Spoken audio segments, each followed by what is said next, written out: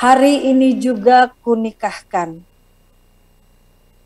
Bila ada orang baru datang kepadamu untuk berkenalan dan ingin membangun persahabatan, maka hendaknya berhati-hati, tidak usah terburu-buru.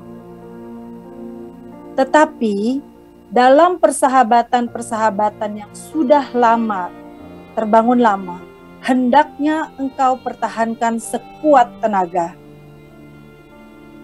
Ketika engkau menghadap ke barat, berarti pasti engkau membelakangi timur. Ketika engkau melangkah menuju Jakarta, berarti engkau semakin menjauh dari Surabaya. Ketika engkau menjunjung tinggi kebohongan, maka berarti engkau menghinakan kebenaran. Untuk itu, berhati-hatilah wahai kekasihku dalam meniti kehidupan ini. Jangan sampai terkecohkan oleh kegaduhan. Jangan sampai terlena karena bujukan dan rayuan serta simpang siur kepentingan. Sesungguhnya faktor yang paling substantif dalam kebahagiaan wahai kekasihku adalah bukan dengan bekerja keras meningkatkan pendapatan dan berupaya sungguh-sungguh supaya naik pangkat, melainkan dengan mengembangkan kemampuan dirimu sendiri. Bagaimana engkau dapat menikmati apapun yang engkau miliki, termasuk banyak bersyukur kepada Tuhan yang telah memberi anugerah kepadamu dengan paras yang sangat cantik jelita. Sesungguhnya kejeniusanmu tidak terletak di dalam otakmu, wahai kekasihku, melainkan ada di dalam hatimu. Akan tetapi, kelemahanmu juga ada di dalam hatimu. Oleh karena itu, jangan terburu iba atau terharu terhadap orang yang datang membujukmu. Berbagai macam perasaan yang hilir mudik di dalam hati manusia yang dapat mendorong seseorang untuk bertindak hati-hati adalah rasa takut. Rasa takut inilah yang membuat orang waspada dan meningkatkan ketaatan dan kepatutan, serta semakin membuat rajin melakukan seremoni dan ritual. Ketika aku berbicara dan engkau mengerti pembicaraanku, aku tidak bangga, melainkan hanya senang saja. Tetapi aku merasa bangga ketika setelah aku berbicara lalu engkau mulai berpikir.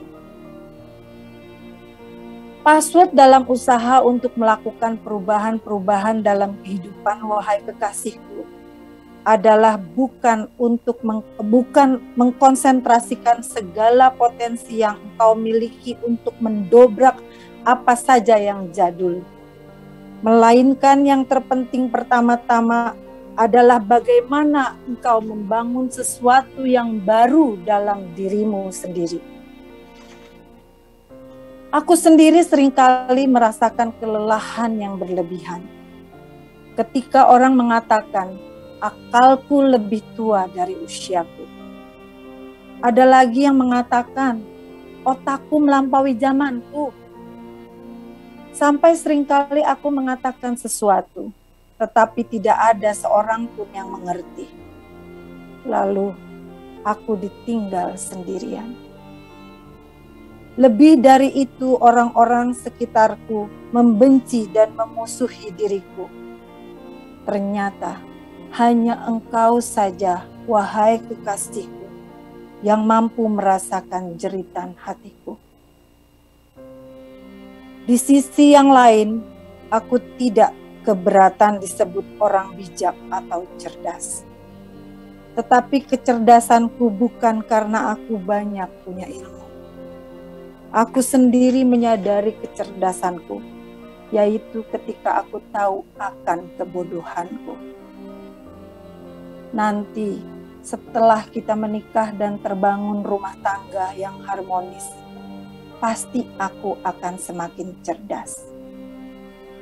Akan tetapi, ketika nanti setelah menjadi suami istri, kemudian setiap hari selalu saja terjadi pertengkaran, maka aku akan resmi menjadi filosof yang paling bijak. Aku terima saja apa adanya. Nasibku tidak dapat kutolak. Apapun yang telah terjadi dan apapun yang akan terjadi, sekarang aku hanya ingin menikmati kecantikanmu. Tetapi kecantikanmu, wahai kekasihku, kurasakan seperti seorang raja yang sangat berkuasa, membuat aku selalu menurut saja. Tetapi ada untungnya, aku masih sering dikorek-korek orang lain mencari kesalahanku dan dikritik pedas.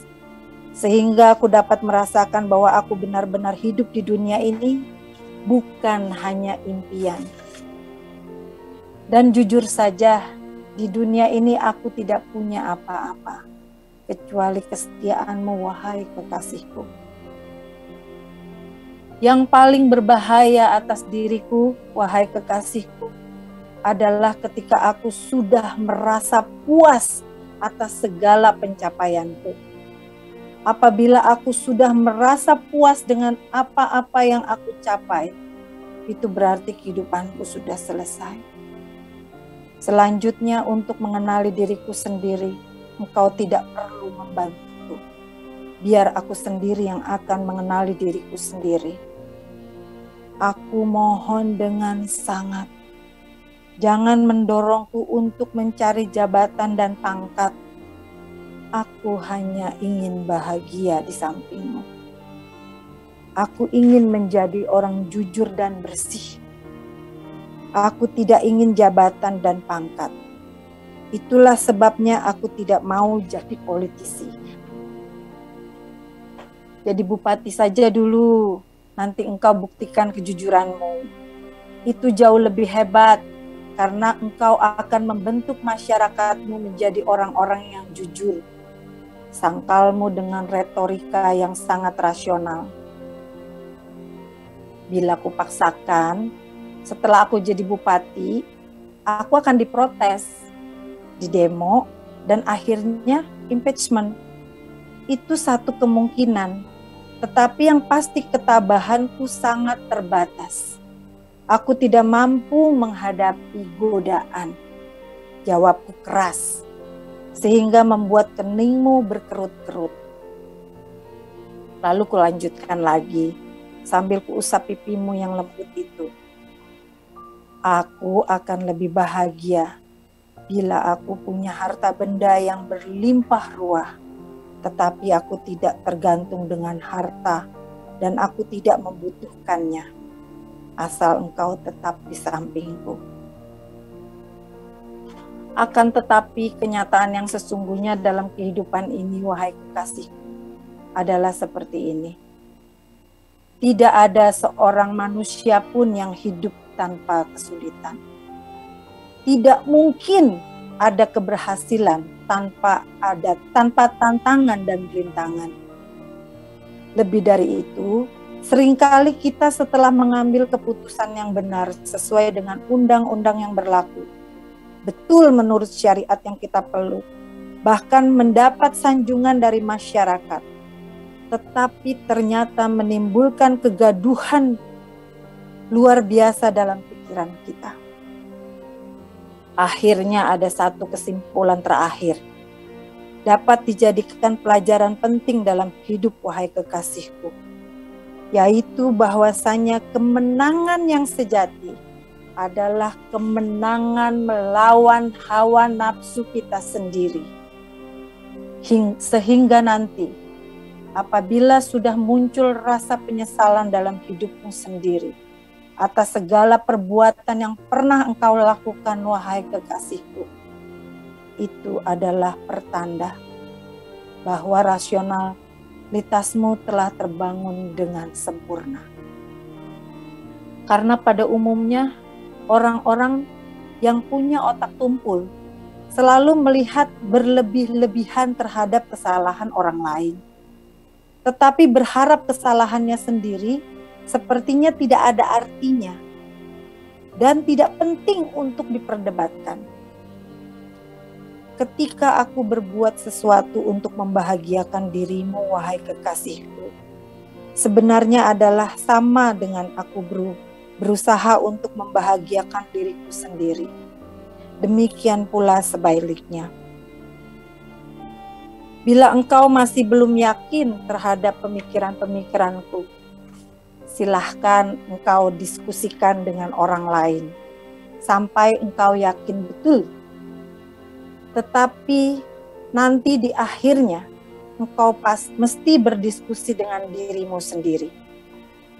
Karena ketika engkau hanya mengandalkan pendapat-pendapat orang lain, akan berakibat dirimu terpenjara dalam sel yang sangat kecil, lebih sempit dari besaran tubuhmu. Jangan takut menghadapi kegelapan, wahai kekasihku, karena bintang-bintang di langit tidak akan bercahaya apabila langit tidak gelap. Aku tahu engkau sering dipersalahkan orang, sehingga engkau mengeluh. Apa salahku? Inilah realita kehidupan. Orang yang gagal menggapai sesuatu selalu menyalahkan orang lain. Untuk itu sebaiknya kita pelihara sebanyak-banyaknya kambing hitam di kandang.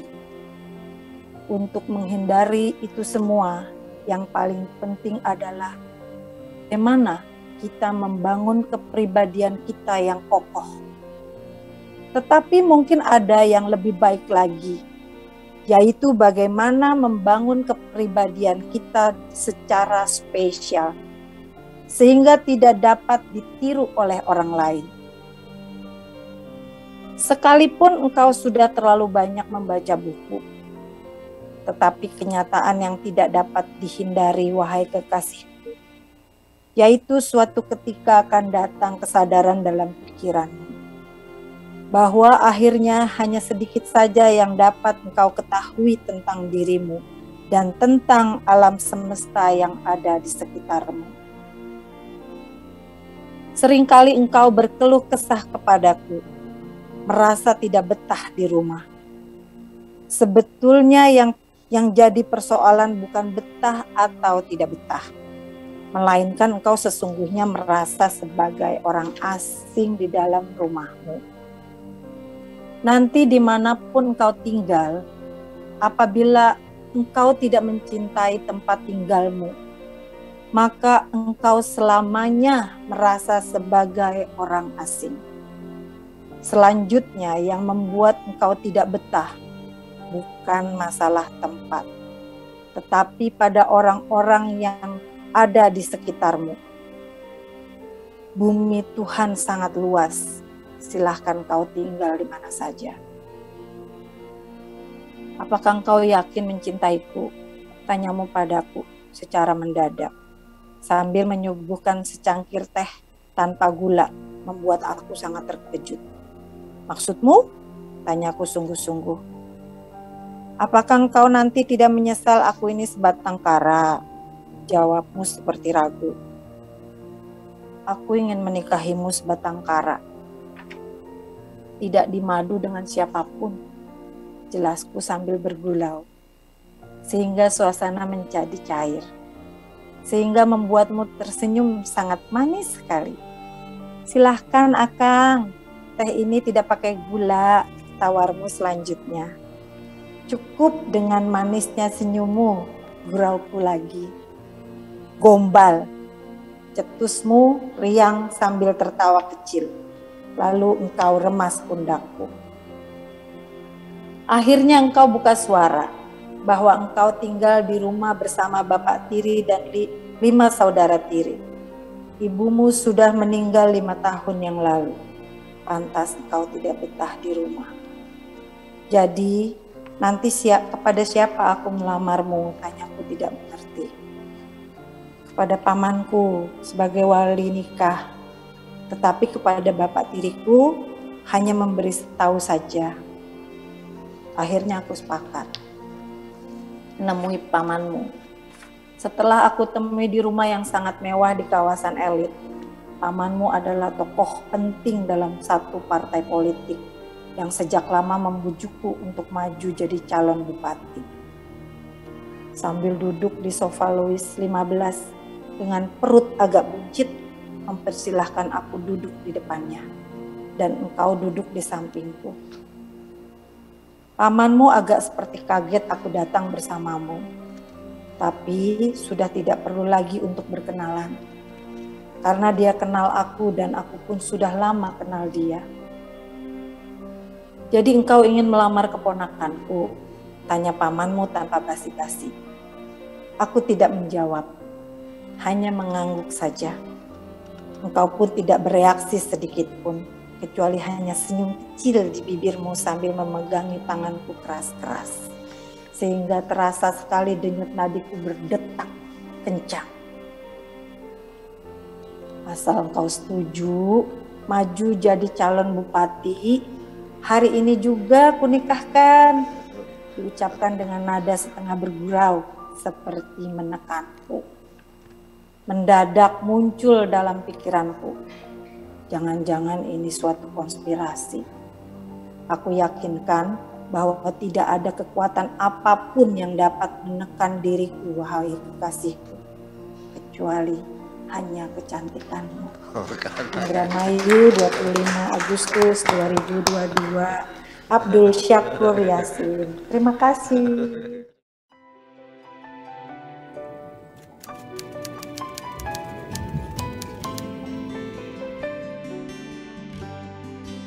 Aku hanya ingin berbagi kebahagiaan dan tidak menggurui siapapun.